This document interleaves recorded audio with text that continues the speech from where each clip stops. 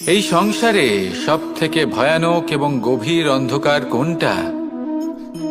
সেটা যখন মেঘ সূর্যকে ঢেকে দেয় এবং সংসার অন্ধকারাচ্ছন্ন হয়ে ওঠে, নাকি তখন যখন সূর্যাস্তের সময় ঘনিয়ে আসে, সূর্য ঢলে যায় এবং এই সংসারে অন্ধকার ছেয়ে যায়, নাকি সেই অমাবস্যার রাত্রি যখন চতুর্দিকে ঘন অন্ধকার থাকে এবং চন্দ্রমার প্রকাশ কোথাও থাকে না?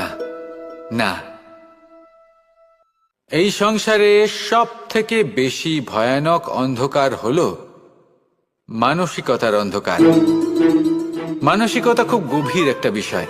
এই মানসিকতাই সত্যের রূপ ধারণ করে এবং আমাদের এই মানসিকতা এবং বিবেকে একটা সূর্য থাকে।